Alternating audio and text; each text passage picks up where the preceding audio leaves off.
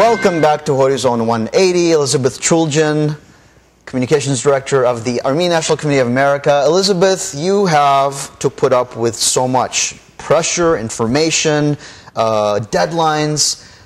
How do you energize yourself? What feeds this drive that you and Aram and Kate and all those folks on Capitol Hill have to pursue the Armenian cause? The community. It's the #1 energizing factor at any time that we're working. You know, we get calls every day from our regionals, from our locals, from folks from California and New York to non-traditional communities from Colorado to Georgia to Alabama. And these folks have committed their time out of family, out of their work day, out of every school to spend time working on Haitad. And it's just such an inspiration to talk to these folks and work with them and help them in order to move our collective goals forward in these communities. So really, at the end of the day, when you think about all the pressures and the frustrations sometimes on Capitol Hill and whatnot, and then you pick up the phone and you talk to an activist who's willing to set their time aside to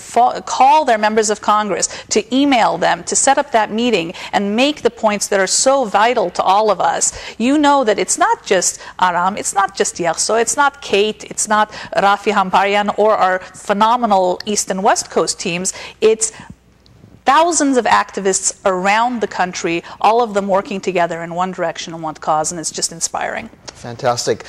Elizabeth, you're an educated woman, you're experienced, you have a great personality, you could do anything in your life, work in corporate America, make a lot of money. Why would you dedicate your life to one people's cause, one people's destiny? Well, I have to tell you, it was interesting growing up in the AYF with the family was very committed and active in our community, with a community in San Francisco who was super active on all sorts of issues dealing with Haitad and whatnot.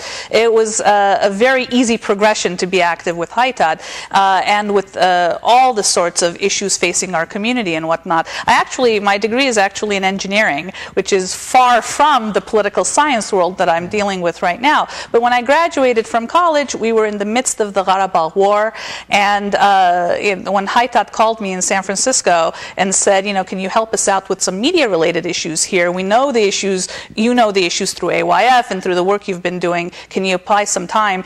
A part-time position became a more than full-time position, and I just didn't have any time to focus on anything other than that, and thank God that the ANC and the team the community out there has given me the opportunity to work on this issue all these years. So how long were you in the ANC office in San Francisco? How many years did you spend working there?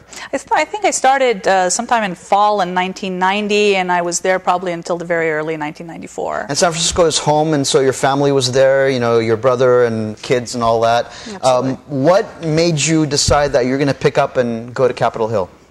Well, I'll tell you, it was never in my mind to really move to Washington, D.C. Growing up, I knew of Haitad locally, but I didn't really follow it nationally. And at the time, though, when I started working at the ANC office in San Francisco and started working with Rafi Hamparian, who was running our Western Region office at the time, and Viken Sonens-Papazian, who was executive director in our DC office at the time, you know, it really showed that even though we were in different cities, we were working on similar issues, and an opportunity came around in 1994 to expand the DC office a little bit, and they wanted to really focus somebody on media, and they were gracious enough to give me a call and say, would you even consider it? And initially I thought, you know, can I really do it in Washington, D.C.? Here I am, really small town San Francisco gal, working on the issues here locally. But the team was so supportive, and it never really felt that you were always part of the overall mix. And so I moved in 1994 and haven't looked back. And how difficult was the transition from talking to San Francisco media to, you know, the seat of the power, to the media covering Capitol Hill? I tell you, it took some getting used to, let me tell you. But the issues were the same. Obviously, the talking points were the same, and it just required making new contacts, working with different people, and then really expanding so that we get more of our community involved in the process. I mean, we're talking 1994 here, when really, in terms of common internet use, it was the very beginning of that, in terms of common World Wide Web use and stuff, and kind of to move Haitad from the, you know, fax, telephone activism of the time Teletype. to yes, exactly, to real internet online activism and being able to bring in more Armenian Americans than we've ever had before into the political conversation. That was the goal of the time, and we had a phenomenal team from DC to the West Coast to East Coast and around communities, and that's what made the difference in terms of getting our voice heard. And you're not only doing the work in Washington, but you're also opening the doors for generations of young Armenians, Armenian Americans, who might be interested in public policy jobs, serving the public, working in journalism. Let's talk about some of the programs. You mentioned Leo Sarkisian internships, but there's also the Capital Gateways program. Talk about that. Absolutely, Paul. You know, we've come to the conclusion we have a lot of great work to be doing in terms of advocacy from our communities, from our grassroots. But we also need to have folks in the system, working within the system, in Congress, in the administration, in media, and making our community voices heard from inside. And so you're at this point, one of the great things that we do, the Capital Gateway program, it helps young people pursue careers in public policy. We give those who apply and are accepted, they get 3 months of free housing in Washington, D.C. We give them all the resources that we can in terms of resumes, in terms of simple things like how to interview properly, how to write a strong cover letter, and then all the contacts that we have, and kind of rein in all the public policy folks that are Armenian Americans in Washington and have their contacts come to these young people who are trying to get a foot in the door in the public policy world. We've been very, very proud of this program. It's been going since 2003. We have we've had great directors, including actually the executive director of the AYF here right now was our former Capital Gateway representative, Seruj Abrahamian. Currently we have Rafi Karakashian, who is bringing his knowledge and his connections on Capitol Hill to the Capital Gateway program to get young people internships right off the bat.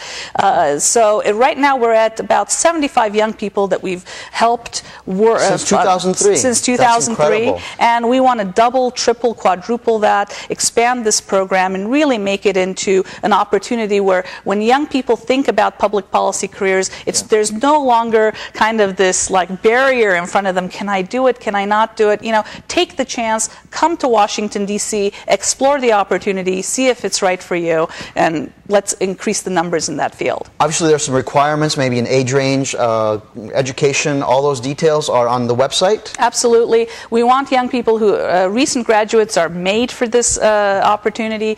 They need to, usually, I mean, they're interested in political science, they're interested in media, but we've also had young people who are interested in medicine who are looking for an opportunity at the National Institutes of Health. We're looking for folks who are interested in the NGO world. You know, the Washington, D.C. is the NGO capital of the world, so there's great opportunities there. So really, we're looking for young people who are willing to take the public policy leap. And is there a deadline of when people can apply? You know, it's a rolling admission process. We take folks in the fall, the winter, and the spring. The summer, we take a break to give the Leo Sarkisian students real opportunity to go through that training process and really focus on their development. But it's a rolling process. We're taking applications now for fall, and we look forward to getting as many as possible. And what a great time to make the announcement, because people are graduating and they've got the future, bright future ahead, and call the ANCA and find out how you can help and how you can also benefit. Thank you very much, Elizabeth. Thank you, Paul. It's a pleasure to have you here in person. We look forward to talking with you week after week on Horizon via Skype, via telephone. Thanks again. Enjoy the rest of your journey for one more day, and we'll see you hopefully in a couple months. Absolutely. In person. Yes. Looking forward to our talks. All right. Thank you. Yaso, and good luck with everything that you're doing, and say hello to Aram for us. Certainly. Manug is standing by. Horizon 180 continues.